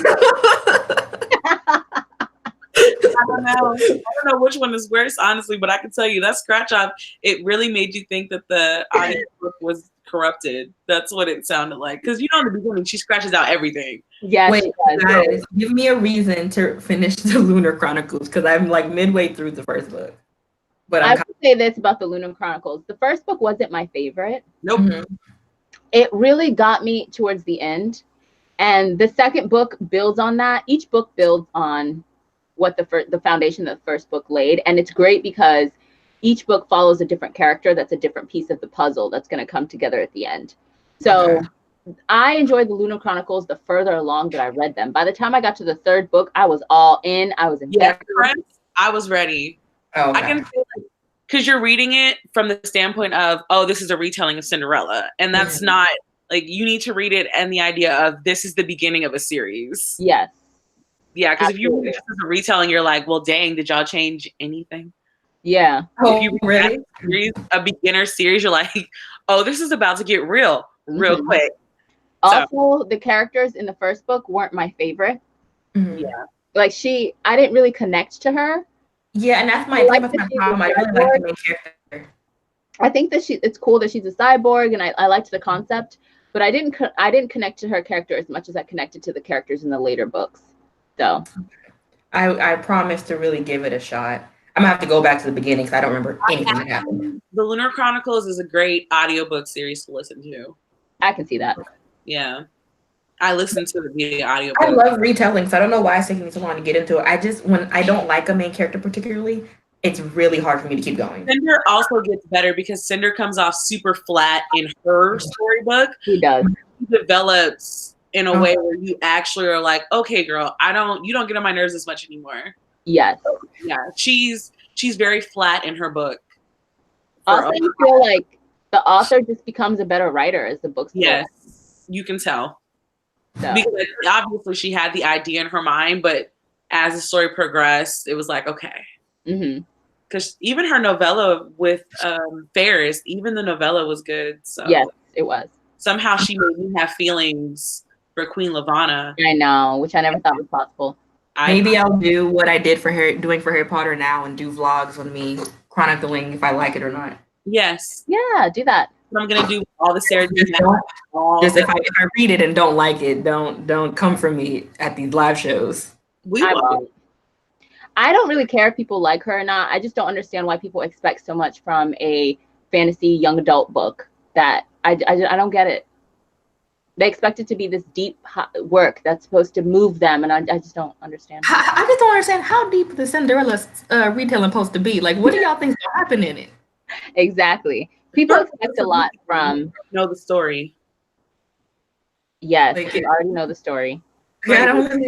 You're reading a retelling because you want a new twist on it, not because you think the ending's gonna be so different. Like, I agree. Yep. I mean, there's some plot twists in there, but the plot twist for me was like, well, I want to know how the next person connects to this plot hole. I want to know how the next person connects to this ending, because all the characters recur in every book. So like you're introduced to more characters, they will never disappear, basically. So I liked it. Yeah. Okay, wait, let me make sure I didn't miss any comments. I know, I'm trying to like follow the chat. Yeah, because I was reading right now. Bum, bum, bum.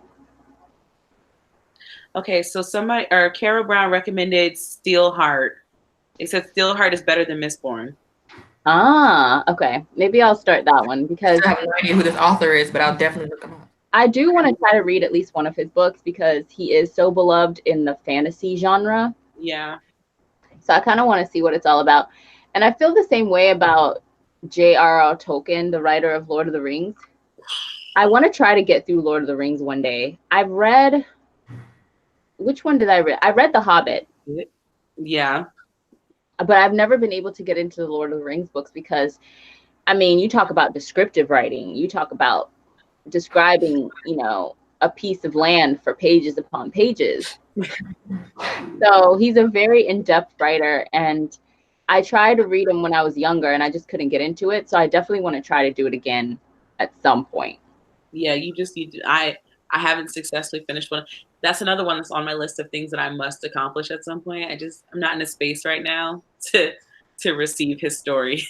I might do the audiobooks with that one.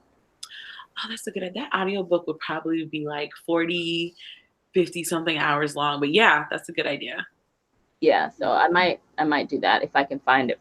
You know, my brother actually was listening to the audiobook of I think The Hobbit. He really, really liked it, but he's really into I'm just gonna Lord of the Rings, stuff like that.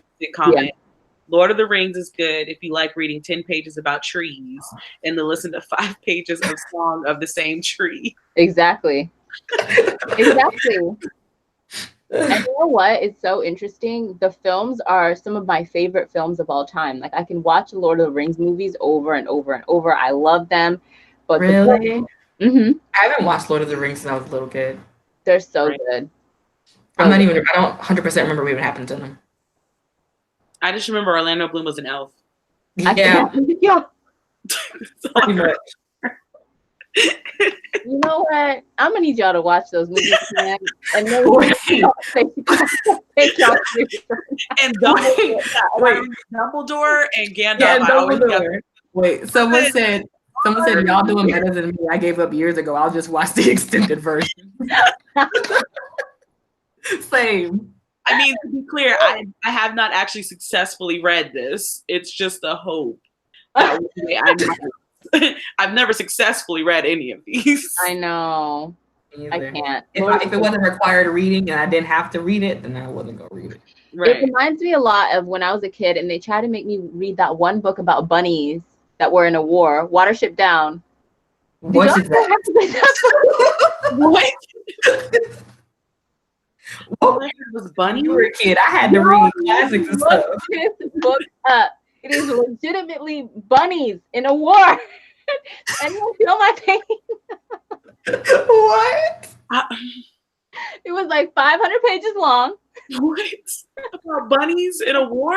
And it was like required reading when I was in 5th grade. And I was just sitting there like, why? Like, what did I do to deserve this? You know what the weird one was that it was required reading for me in 3rd grade? It was this book called The Chocolate Touch. And this little boy, he had the King Midas touch, but he turned everything into chocolate. And it was required reading. I got nothing from that book at all. That would be amazing as long as I could like turn the power off. No, he couldn't turn it off.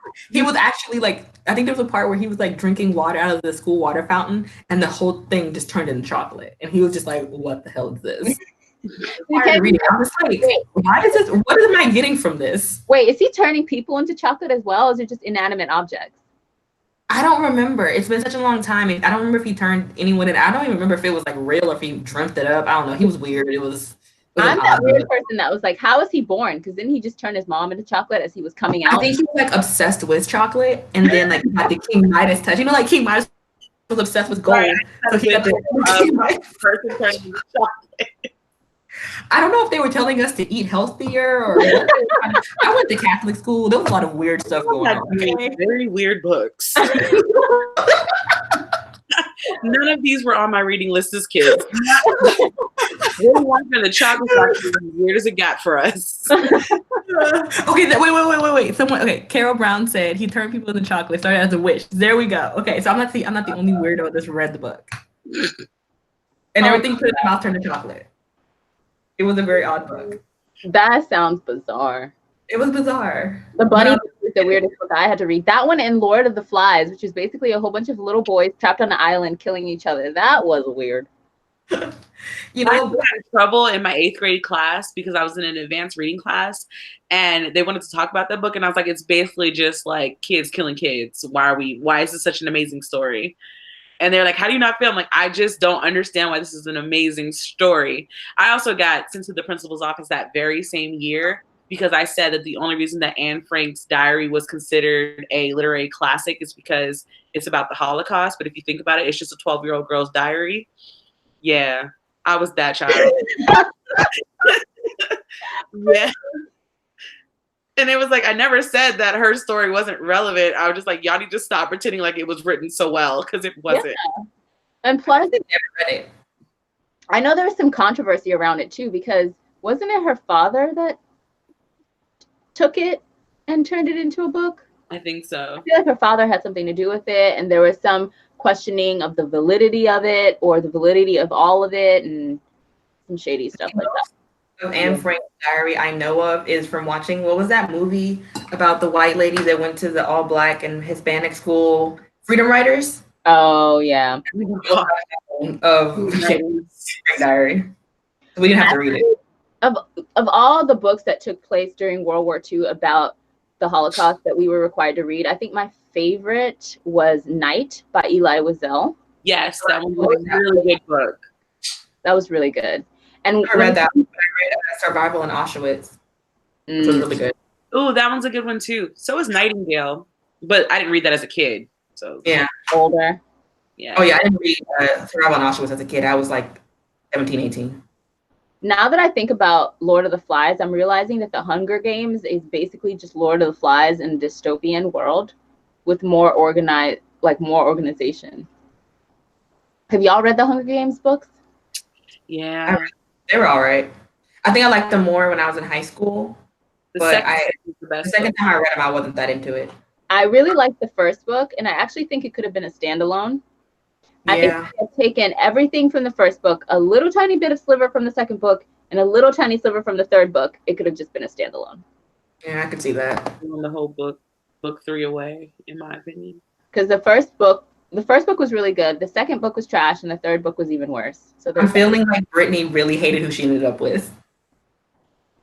Actually, it wasn't. I didn't hate the fact that she ended up with him. I hated that she ended up with anybody at all. I was gonna say that too. I didn't feel like that was relevant to the story. The love triangle was not relevant to what was going on whatsoever. I was like, girl, she got bigger problems going on. There wasn't a love triangle.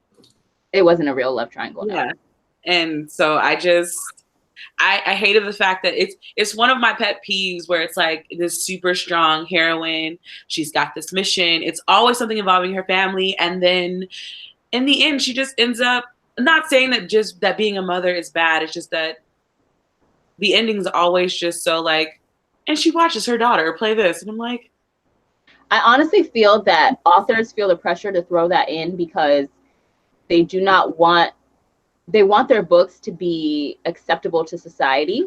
Yeah. And they want people to be okay with their kids reading their books and not being like, well, she has really disturbing messages in her books and she's banned and blah, blah, blah, blah. Yeah. I think that's my biggest problem with that trope, though, is that I've never read a book where the love triangle is ever necessary. Like it's ever done anything for plots. Like it's just always just like, okay, I'm going to throw this into this fantasy novel, this dystopian novel, and have them fight against this big bad. And then at the end, I'll just make it this happy wrap up of, oh, well, we get married. We have children. We save them. It's like, I'm trying to think really hard of a young adult novel I've read that had a love triangle where the love triangle actually served the story. And I'm having a really hard time thinking of one. I can't think of one. Also, the love triangles are always written badly because love triangles are actually supposed to be so difficult because there's love on all three sides. Mm-hmm. But the way love triangles are written is that it's two men, usually two men fighting over a girl.